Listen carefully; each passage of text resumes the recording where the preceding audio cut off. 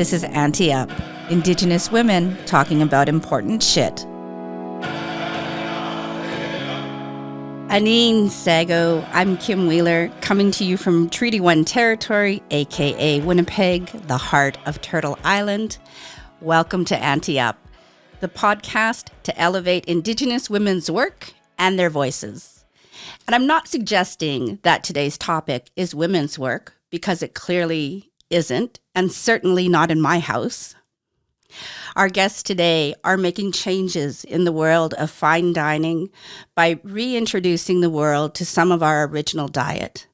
I'm talking about wild game, berries, manaman, wild rice, and bannock. And that's where there may be some conflicting ideas on the bread. Did settlers introduce it to us, or did we always have this recipe only without the baking powder? We'll get to that later. I'm here with my co-host and executive producer of Auntie Up, Tanya Talaga. Boujees. Tanya, thanks for weighing in on this important topic of bannock, or is that fry bread, or scone, as they say in Ontario. Boujees. Tanya Talaga, Nigisnikas, Kaumusko, Pumujit, Pimishish, Nigisnikas. Hi, everyone. I'm so thrilled to be here because I actually don't cook. So this is the one thing I can make is bannock. I can bake certain things. I'm like a foodie. I love to eat food, but I pretty well suck when it comes to cooking myself. But this is the one thing I can do is bannock. And so I'm so honored that you asked me to be on the show today. And Jolene is going to be making some bannock today while we talk with our guests.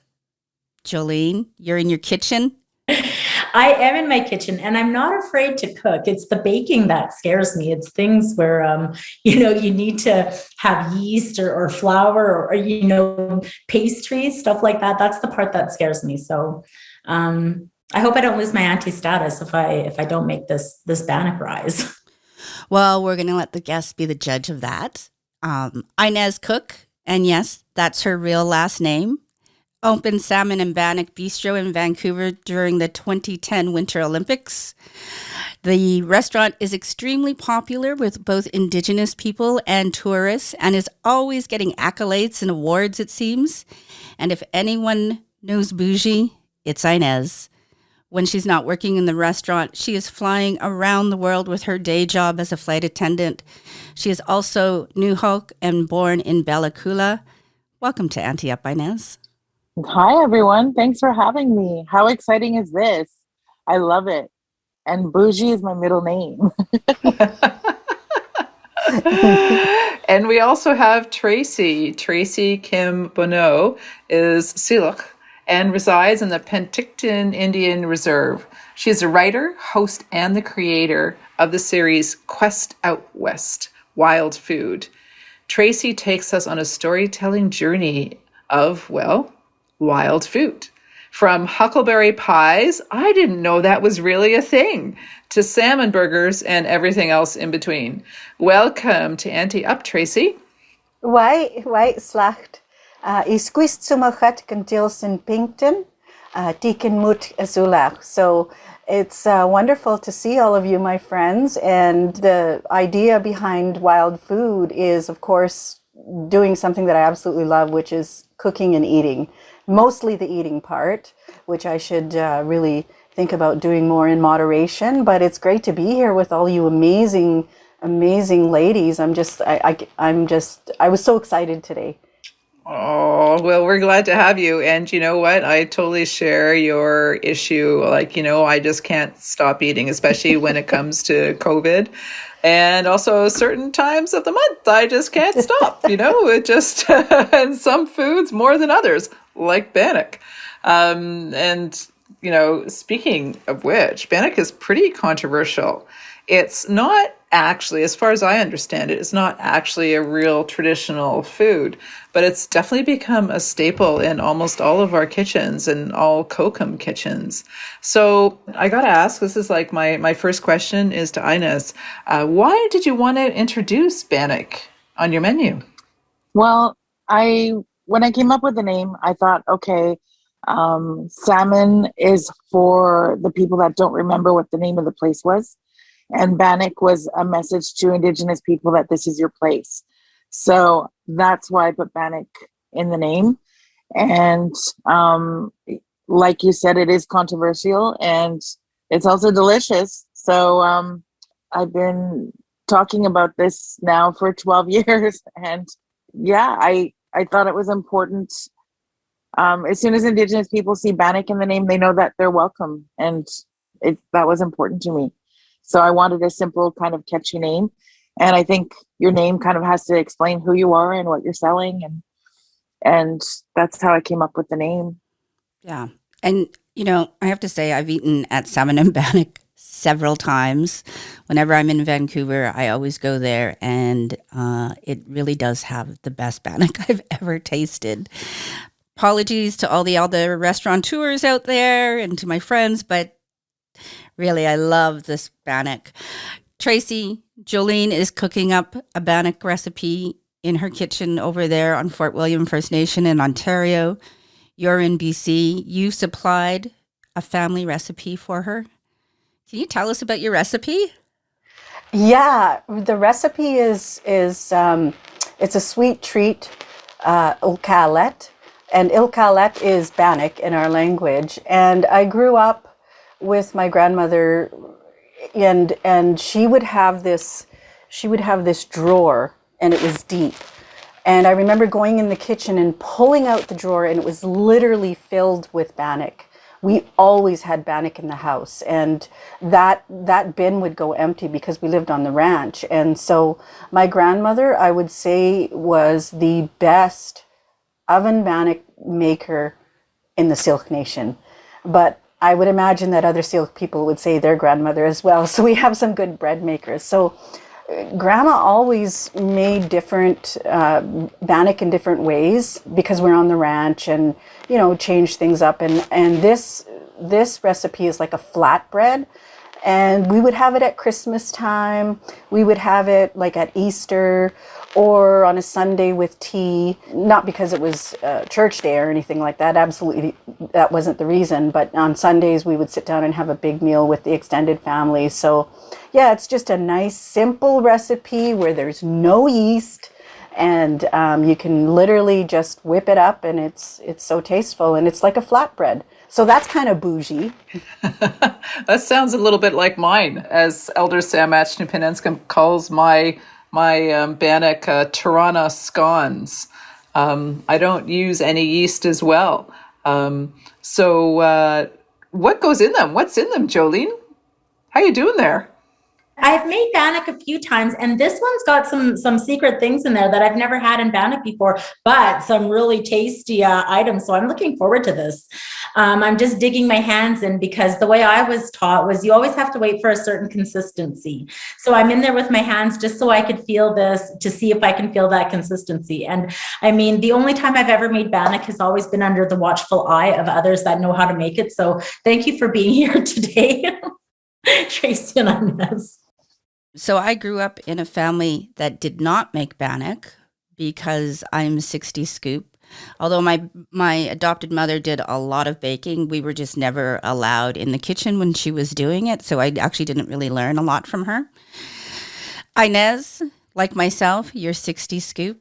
That's how we bonded, how we became friends, walking down that thing over by Granville Island, the docks. Lots of fun, lots of great memories. How has food connected you back to your culture? Well, when I opened the restaurant, nobody in the restaurant industry knew me because I've been a flight attendant now. I've been in the flying industry for 30 years. And so nobody in the restaurant industry knew me, and nobody in the Indigenous world knew me. And it was all over the news that a New Hulk person had opened this restaurant, but the New Hulk community didn't know me, and neither did the restaurant community. So when Salmon and Bannock opened its doors, nobody knew who I was. And so the New Hulk community sent in spies to see if it was true. They thought possibly I was appropriating a culture far enough away that nobody would ask questions. And the first person that came in saw me, and they reported back to the community saying, I don't think she's lying. She looks totally New Hulk. So then somebody else came in, and it was like a firing squad of questions asking me. And I'm like, the only thing I know is my biological mother's first name was Miriam. That's all I know. And so she got on the phone, and I went and got her tea. And when I came back, she had hung up the phone, and she stood up with her arms extended, and she said, let me be the first to welcome you home. We're family. And so that was like the beginning of everything, when everything changed for me. And that's how I got connected to my culture, through food and my family. And in 11/11/11, I went to Bella Coola for the first time for a 3-day potlatch, and I got reintroduced to my community, and I received my traditional name, which is Sneetsmana. It means protector of the sacred dance and lively. And I received the beginning of my regalia. I got my dance button blanket, and now I have a beautiful cedar hat that I can wear with pride. And it was the first time in my life that I felt like good in my own skin. And I said I've been in the flying industry for 30 years. I spent 30 years searching and yearning for culture, and I never realized that it's always been with me. And that is how food has really, really brought me back to my culture. And I'm still learning every day, and I don't pretend to know anything I don't know. And sometimes when I'm interviewed, I get a little bit hesitant because I feel like once you say you're Indigenous, they expect you to have all the answers, and I don't. And even when I met my biological family, I expected them to have all the answers, and they don't have them either. And I thought my biological family, I thought everybody grew up together, they all know each other. They don't know each other, And so I've been learning so much. It's been like literally every single day a learning experience for me, and I really cherish and value that. Wow, that's an incredible story. I think a lot of people on the show and listening as well can relate somewhat to what you're saying, and that connection that food brings to us and to culture, and also what you said about learning, right? But we're always learning. Well, I was not affected by the 60 scoop myself personally. My mother's brothers were, and my sister was also adopted out. And so I always feel that as well. It's like, I'm always learning every day who we are and trying to reclaim little bits of our lives. And I learned myself how to make bannock by looking it up on the internet, and I did that years ago. And that was something that I did, and no one taught me. I totally hear you about that constant feeling of trying to reclaim and learn, and it's a journey. It truly is. I've heard you tell that story before, Inez, and every time you get to the point where she stands up and says, let me be the first to welcome you home, I always get choked up. It chokes me up every single time. And thank you so much. It's a really beautiful story. Tracey, how does food keep you connected to your culture? Well, first of all, I want to say, Inez, I'm so glad that you're home. You've done such amazing things with our community, and I'm just so grateful that you were, you had this vision of your place, and your family came to you, and your ancestors are guiding you. So I just feel really emotional as well. For me, I just want to say that I'm impacted by colonization as well. Although I grew up on the reserve, and although I grew up, with a fluent family that is very rich in our Syilx culture, there was a lot that we lost and a lot that we're trying to reclaim. And I also feel like I get nervous about answering questions because on the other end, it's like I'm supposed to know a lot, and I'm still reclaiming my language and my culture. So I really thank you for sharing what you shared, because it makes me feel more connected to all of the women and the matriarchs that are doing this incredible work across the country. And especially the work that Kim's doing with Auntie Up, and because it's so important.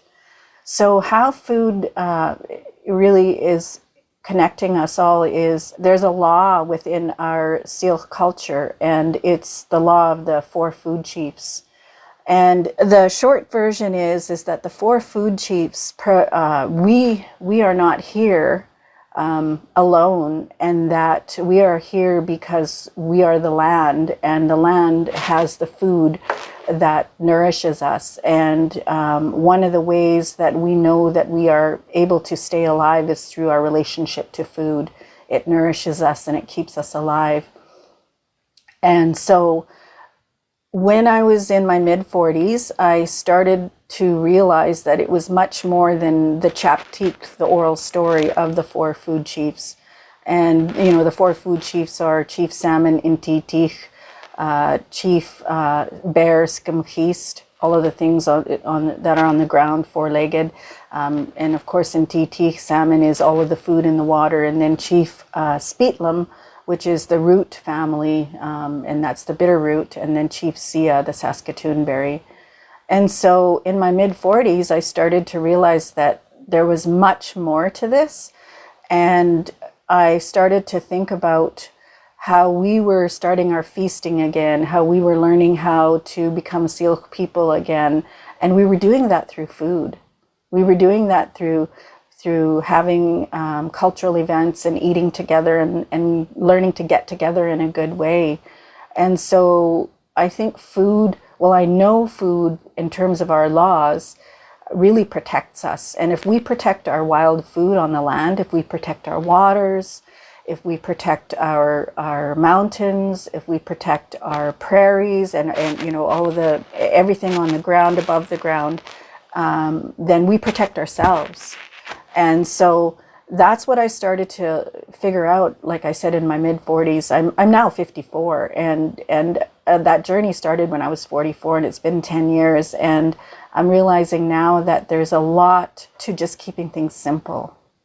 And so the idea of sharing that story of the 4 food chiefs amongst my nation, and then amongst our nation, the Syilx nation, and then sharing it with other nations, I think is valuable for our ecology, our environment, and for who we are. And so that's my connection to food. And I'm a berry picker. I went berry picking with my mom since I was in her womb. So when I go out on the land, I realize that something different happens to me. I'm in a different space, and I want to be able to pass that down to other women, with it on Turtle Island, and my grandchildren. I cut it off because, Kim, I'm a storyteller, and I could be here. We could be here for 4 days. That's one story for each chief. Yeah. I find that really fascinating because, for Jolene, Tanya, and I, we all have Anishinaabe background, right? So our teaching circle around the seven sacred teachings, and we don't have teachings or we don't have food chiefs. So I love listening to the other nations in this country and their traditions as opposed to ours, because we are not pan-Indigenous people, as we all know. Yes, absolutely. Jolene, how's it going out there? What's going on? Okay. I have followed Tracey's recipe almost to a T. I have my stove heating up right now, and I think I did this right. It says knead lightly and then cut into 1/4-inch rounds. So does that look like a good size? That looks like a good size. Oh. Yeah, perfect. And Good then I job. just fry it lightly till it's golden brown. Yes. Okay. All right. And then the cinnamon and sugar. Yeah. Yep. I've got my cinnamon and brown sugar ready. I'm looking forward to this one. Are you going to fry them in butter? No, I'm frying them in oil. The secret recipe in the Bannock is the bacon drippings. And it just gives that nice little, that bacon smoky flavor. It's not very much, but everybody says, why is your grandma's bread so good? And I'd say, I don't know. And here I am sharing it. You just told us. Well, I wasn't going to share. I said that there was a secret ingredient, but I wasn't going to share. We weaseled it out of you. There we go. I have to ask I was just Inez. going to say, sorry, Tanya, to cut you off. I was just going to say, so many times I've asked Inez for the Bannock recipe from Salmon Yes, Bannock. that's what I was just going to ask. Yeah, I knew she wasn't going to give it up, so I didn't even bother asking this time. Oh, I was going to ask her. I was going to say, so how do you make yours? No answer. It's like, pass, next question, please. I know. It's like, where do you get your berries? Somewhere. Oh, yeah. Up in the mountains. Which mountain? Somewhere. The big one. That's a good one. Okay, so how do you feel about that? How do you feel about adding things to your bannock? I mean, some people like raisins in their bannock. Some people like, blueberries, stick fruit in it. What do you guys think about that? Well, my grandmother actually used to, we would at Christmas time, or when Grandpa would butcher a hog, she would cut up cubes of ham, and they were like perfect cubes. They were perfectly square and they were small. And she would put that in her oven bread and cheese. If we had, if we were lucky enough to have cheese, and it would usually be aged cheddar, and she would put cubes of ham and cheese in there. And I absolutely loved when she did that. And she would also put, once in a while, she would put onions in the bannock. And so they would be like onion bannock and raisins. So I'm going to say I'm okay with it. Inez? Sounds freaking delicious. Doesn't it? A new item on the menu, perhaps? Our bannock is vegan, so we have to keep it like that. But that sounds so delicious. We've done a few. Oh my God, I have to remember the name of it. It was this really cool plant that we put in it. I know it's what is that called? Cattail. Yeah, cattail. Yum. So we did a cattail bannock, and it was so delicious, but I was so highly allergic to it. I had one bite and I had like a sneezing fit and got completely congested. So I was allergic to it, so we didn't do it again, but it was so delicious. So it's fun trying different things. Absolutely. We've done some seaweed ones as well. Oh, wow. And how do you do that? Do you just put it in the bannock, or do you like wrap the bannock in seaweed or what? We just put it in the bannock. Yeah. Amazing.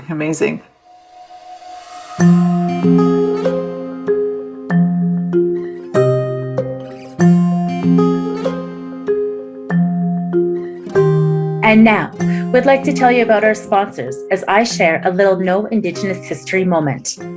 Every week, the team at No History provides Auntie Up with little-known facts about Indigenous peoples, places, and things. So this moment is to highlight one of our most sacred food items. Well, maybe not sacred exactly, but it is absolutely needed at every feast, special occasion, or just because it is so damn tasty. Of course, I'm talking about bannock. And in some nations, it's called fried bread. And I've even heard it called Toronto scones if they're made by our Boujee aunties in the city. The lightly golden individual pieces of fried bread have been enjoyed by many with a simple dollop of butter or jam, or even dipped in some maple syrup. In 1975, on a CBC show called Our Native Land, Indigenous sisters Madeline Thomas and Mary Jane Obi talked to the host about Indigenous people's influence in this nation's cuisine, from wild rice to buffalo meat. They talk about the traditional method of preparing and cooking these dishes, some over an open fire with sticks, which makes one wonder, did we always have this delicious recipe for bread? We'll post a link to this story on our social media accounts, and you be the judge. It's unclear in the interview actually which nation these two sisters from Saskatchewan belong to, But for certain, we know these Indigenous Kwe know the food of the land. Know History, who brought you this most important factoid, is also a proud sponsor of Auntie Up, the podcast for, by, and about Indigenous women to talk about important shit. You can check them out at www.knowhistory.ca.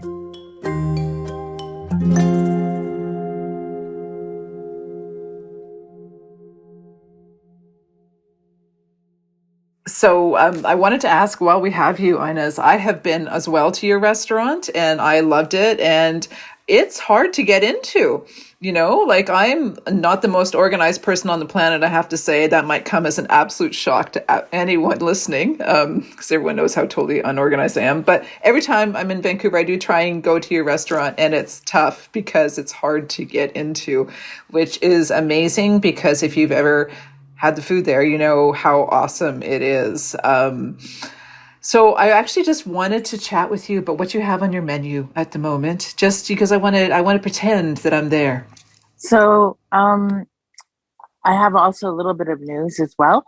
We're opening a second location at YVR, and that's going to be called Salmon and Bannock On The Fly. And nice. Yeah, so that's hopefully opening early spring. It's a little delayed now with the supply chain and everything, but that's going on. So that's pretty exciting. During COVID, during lockdowns and stuff like that, we had to get a little bit more creative and come up with new ideas for our menu. We've never been fast food, and we don't have a microwave. Everything's made fresh. So it was a little challenging. So we came up with an Uber Eats menu during COVID. And that actually helped a lot because now that's pretty much what our YVR menu is going to be, is similar to our Uber Eats menu. So that's amazing. So that kind of all tied together. But right now we're doing our 24-hour slow braised bison pot roast. That's a huge hit. Everybody loves it. We serve it with a knife just as a joke. You don't need a knife. It's so tender.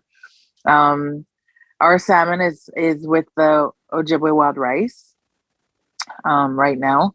And we have our other favorite appetizer, especially in the rainy, cold weather, is the mushrooms on Bannock. Mushrooms with brie cheese on Bannock with bison gravy, garnished with sage-infused blueberries. Delicious. We're also launching some retail. So we're going to have our Bannock in a bag and our gluten-free Bannock in a bag. And our sweetgrass infused cherries, our sage infused blueberries, and our beloved salmon mousse. So, wow. Yeah, I'm just working on that. Can we get the Bannock shipped here? Yeah, I know. The country? Do you deliver? How many times have I asked you to ship me your Bannock? You have, but that's in a bag, and you have to make it at home. So I'm down with that. Is it just like a add water kind of thing? Yes. That's awesome. Yeah. So that's kind of exciting. Lots of stuff going on. Maybe we can reverse engineer it, Tanya. Maybe. Inez, I want to ask you, kind of in a decolonizing lens, instead of asking you what's the most exotic thing you've had on your menu, what's the most traditional food you've had on the menu or that you've served in the restaurant? Yeah, so there's a couple of things in the past. We found a couple of gray areas of being able to share some of our traditional foods, and we were calling it the Tradish Dish. And if people ordered the daily feature, a traditional sampling of foods that aren't available commercially was given as a taster. And now, most recently, the health inspector said that is not okay anymore, and we had to come up with other solutions. So in the past, we did get some smoked oolekins in from the nest, which was amazing. We got oolekin grease, as well as we had some smoked barbecue sea lion. That was the one thing, is that I wanted to make sure people didn't think it was like something weird, like you said, like exotic weird. Ooh, what's that? Like, no, these are traditional foods and you're welcome to try them, and you'll never get a chance to try them again. So that was kind of our approach. And we, these things, a lot of times you can only get through ceremony and through gifting. And so that's why we were gifting it back to our guests. And it did work for some of the health inspectors, but the new one said no. So now we're really trying to work on getting commercially approved kitchens in the other territories. And if that can happen, then we might be able to see more traditional foods coming to the commercial market. So that's another goal. But all of that happened, like the discussions were pre-COVID, and then everything kind of came to a halt. So we haven't been able to readdress that yet, but it's definitely on my to-do list. And I've been talking to ICANN, the Indigenous Culinary of Associated Nations, and trying to get them on that bandwagon as well, because it's important. I was lucky enough to be in Vancouver the time you served Ulukin, and I've been wanting to try it ever since I read Eden Robinson's Monkey Beach novel, and she talked all about Ulukin in there, and I was like, oh, what is this? And I'm not a big fish fan, but when you put it on the plate, I was a little surprised because it's the whole fish. And my friend was with me, and he's like, how do we eat this? And we're like, I don't know. And you said, just eat the whole thing. And we did. And it was so delicious. So fantastic. Wow. So delicious. Yes. Wow. Absolutely. Oh my God, I'm getting so hungry. Just listening to all of this. I have to say that when I was at your restaurant, I was there with Alicia Elliott, who's a writer, Haudenosaunee writer, and as well Angela Starrett. And we had a whole sampler of your dishes. And I remember the seahorse as well. And it was like everything was so good. It's amazing though what you were talking about. I could ask you 10,000 questions right now about food inspectors and what was going on there and what is, what needs to change. I mean, 'cause that's a big deal. I mean, like cooking in our communities and being able to export it, right? And to export. I don't really know very much about the food industry other than I like to eat, but I didn't realize that was something that food inspectors had to be a part of, like saying yes or no, something can go, something can't go. Tracey, have you had that experience too? Well, there was a film screening. I was doing a film screening for one of my films, Our Walk with the Land, and this was in the early 90s. And so we rented a beautiful hotel, the Lakeside Hotel in Penticton. And I wanted wild food, and I wanted wild appetizers for the event. And I indicated to the catering company, well, I have to have deer meat, and I have to have berries, and I have to have this, and they said we can't cook it, we can't have it in our hotel. And I said, well, what if I brought it? And they said, you can prepare it at home, and you can bring it, and you can serve it. But I had to sign off on it. I had to sign off on my guests because it was a closed event, and I invited everybody from the Penticton Reserve and from the nation. So, I thought at that time, okay, that, it was nice that the hotel accommodated me that way, but I know that, they can't serve wild game. And I think my thinking is I'm actually okay with that because of food security, in the communities. I live in a rural area where primarily a lot of people are still living marginalized and in poverty. And the way that they really sustain their families is with the wild game. And if wild game was commercialized, we may not be able to put food on the tables for our families and communities that really need it.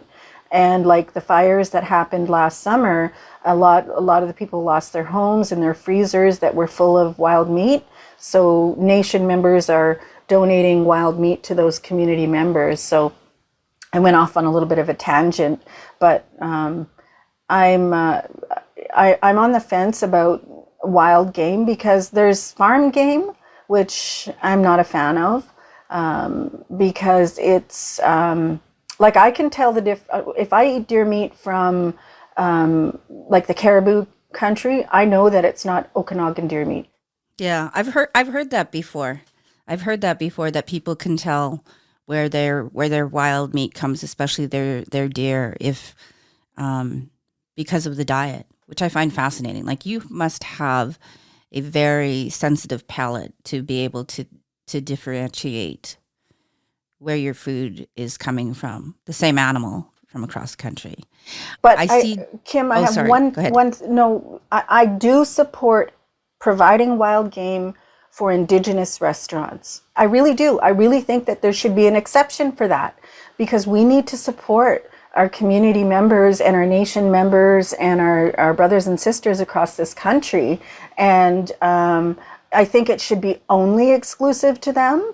And I think that is a solution because I know that they would do it responsibly, respectfully, and they can manage how they serve their food. So that was the only other thing I wanted to say, Kim. Sorry for interrupting. Yeah. No. And there's so few. There's so few Indigenous owned restaurants across the country, right? Like maybe a dozen, maybe less. Yeah. And talking about palate and restaurants, look at Jolene. Look at what she's got there. Oh, it's magic. Enough for each of us.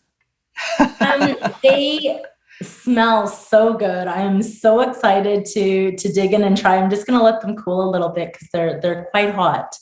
They just came from just fresh off the stove and they look delicious. They are sprinkled with some brown sugar and cinnamon and a little bit of butter. And I can't wait to try one because there's a secret ingredient of bacon grease. And I always tell my husband whenever we have bacon and eggs, I always say, fry my eggs in the bacon renderings, like afterwards, like, never mind dumping that out, put my eggs right in there. So I have a feeling these are going to be so tasty. Should I do a test sample on air?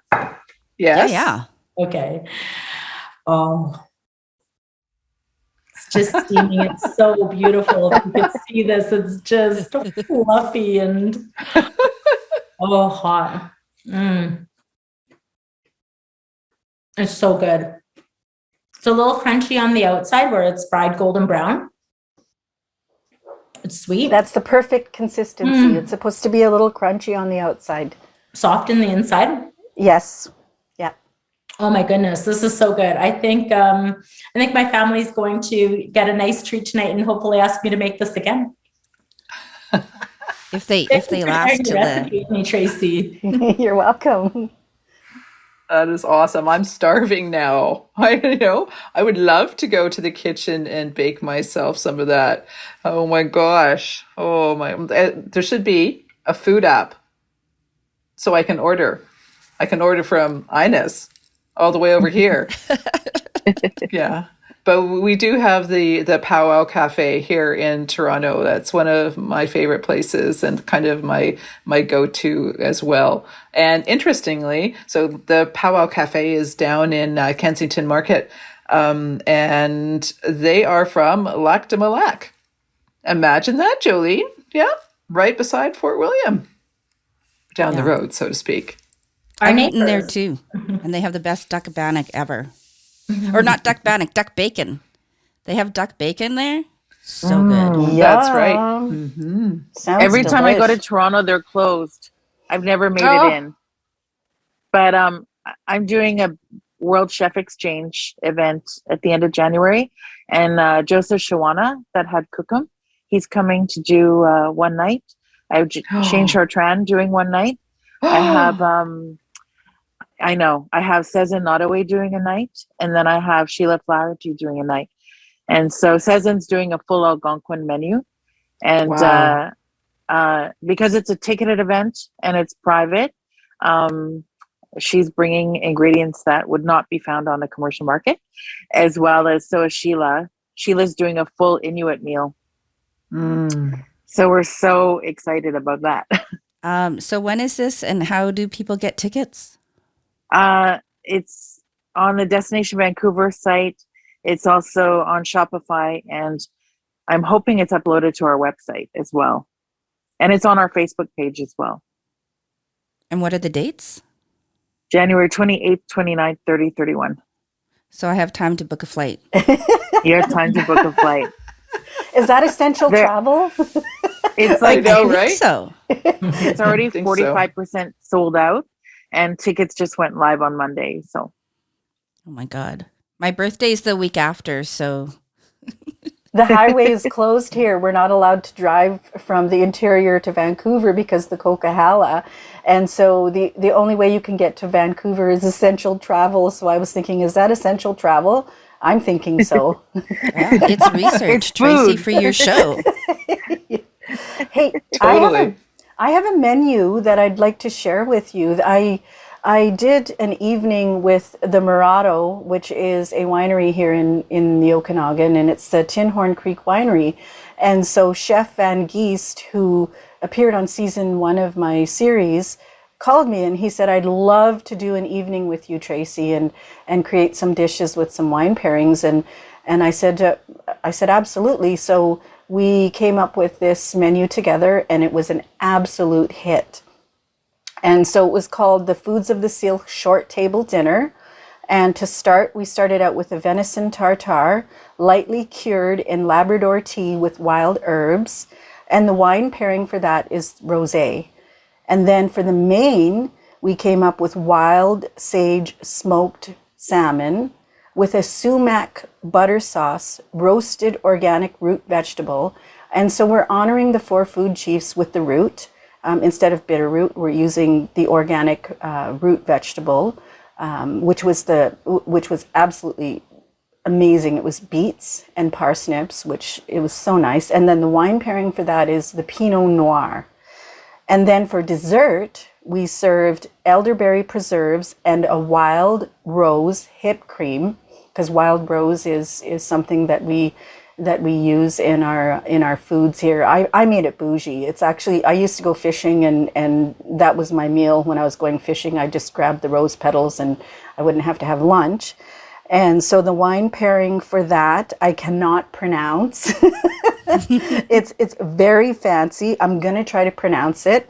So it's Domaine de Coy Elegans Muscat de Bois de Venise. That's a lot of D's.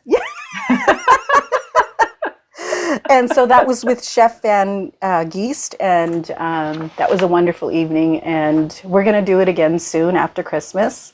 And we sold out. The evening was sold out. It was $45 a plate for each individual, and it was a great evening. And throughout the evening, when we'd serve the dishes, I would talk about the area of the Okanagan and our history and colonization and how it impacted our people. And so it was a great way to celebrate our food, but also to get involved with the general public here. Amazing. I am now so hungry. I want a glass of Pinot. I want everything you've just talked about. And also, too, I want some of Jolene's Bannock and I want some of Inez's food all here in my home in Toronto. Sadly, I will have none of it. But I'm so grateful. What would be a good beverage setting to go with this sweet, tasty Bannock?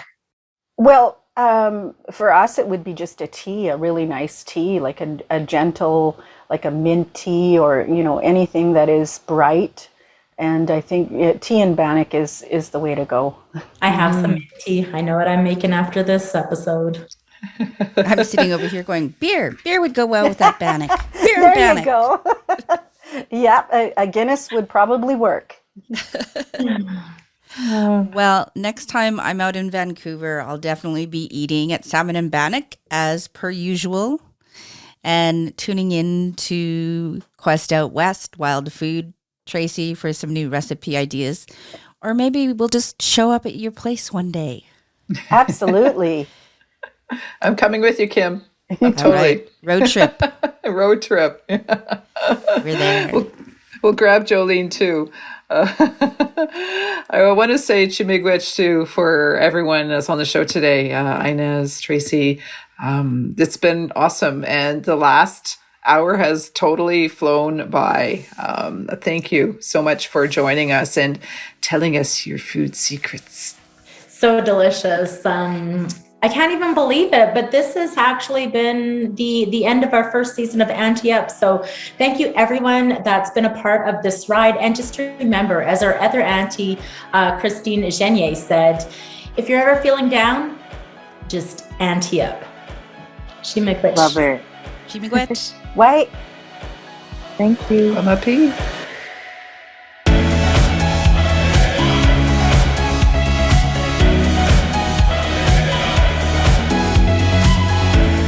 Auntie Up is produced by Jolene Banning, Kim Wheeler, and Sam Makwa for Makwa Creative. Our executive producer is Tanya Talaga. Our partner is Antica Productions. Auntie Up is sponsored by No History and Anna Mickey, Indigenous innovation since 2003. Follow and like us on socials at Auntie Up Podcast on Facebook, Auntie.up on Instagram, and Auntie Up 1 on Twitter.